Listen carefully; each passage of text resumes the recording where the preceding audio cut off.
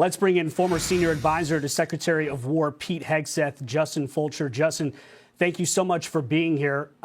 Big development here when it comes to Kharg Island. 90% of Iran's oil comes from that island. When you hear CENTCOM saying that they've obliterated 90 military targets there and that the United States has sent 2,500 Marines to that region now, what can you tell us about what the next step here is militarily, you think? Well, I think what we've seen is that Kharg Island is, of course, the economic lifeline of Iran. And if that is threatened, hopefully that would bring Iran to realize that escalation is not the right path here. That being said, I think it's very clear by President Trump choosing to preserve that infrastructure, he's allowing the Iranian regime an off-ramp here to peacefully end this with negotiations. That being said, he will be prepared to exercise whatever is required to either secure or destroy the facilities on Kharg Island. You know, the Strait of Hormuz, 20% of the world's oil supply runs through that strait. And you had President Trump say on Truth Social that he's hopeful that countries like China and France, Japan, South Korea, and the UK that are affected most by this, because it's not the United States that's most affected by the strait being shut down. It is those countries that depend more on oil from that region. Do you think that the conversation with China and with the UK will lead to them sending ships to that strait? Well, I think President Trump has made it clear that there is a coalition forming to secure the commercial transit through the Strait of Hormuz. This is an absolutely critical choke point, and like you said, it's certainly more important for other parts of the world and the energy flow. That being said, I think the world is looking for America's leadership here with President Trump, and I do think that we will see a coalition form to make sure that secure transiting of the Strait of Hormuz is possible very soon. They're talking, the president in his Truth Social said that they're obliterating essentially the shoreline. What is the threat to these tankers? We know that there's 16 ships, at least 16 ships that have been impacted tankers by the Iranians, hit by them in some form. We know that they use signal jamming technology. They cause chaos in that area, in that strait. How do we end up clearing the way? Will it just be providing military ships that will be guiding these tankers through, or how important is it to go after these land missiles there on the shoreline?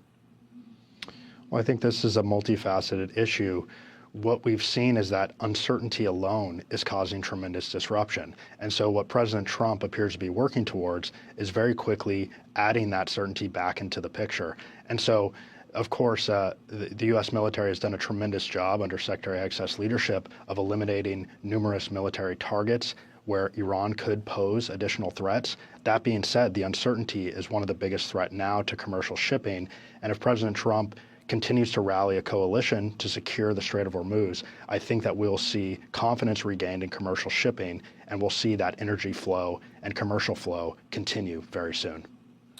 Do you think going after Kharg Island here is also connected to the nuclear situation? They have over 460, they have uranium, that's 60% ready to go. They have, I believe it's 460 grams of, 440 kilograms, I should say, of uranium that's enriched to 60% purity. We know where half of that is. It's deep inside of a mountain. We don't know where the other half of that is. Do you think that holding Kharg Island like this has everything to do with making sure we find and get that uranium? I think it absolutely does.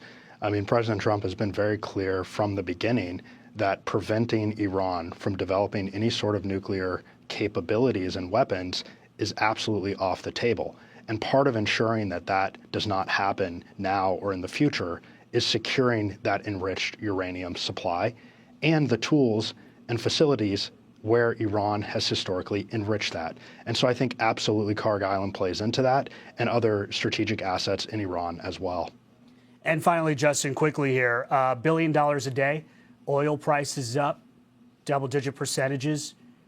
Can you justify the cost of this military action? Those who are concerned how much this is going to cost the Pentagon and the United States when it's all said and done. Well, we've seen tremendous military and political progress over the past 2 weeks, and I think the cost can definitely be justified. Of course, this is not a forever war that the president is getting us into. That being said, right now Iran has been completely neutralized militarily, and as we see, as this conflict progresses, I think that the regime situation there will be something that promotes stability and peace in the Middle East like never before. Yeah, we'll continue to follow it. Justin Fulcher, thank you so much for joining us today. Appreciate it. Be sure to like and subscribe for all the Fox News latest on YouTube and catch full shows streaming now on Fox One.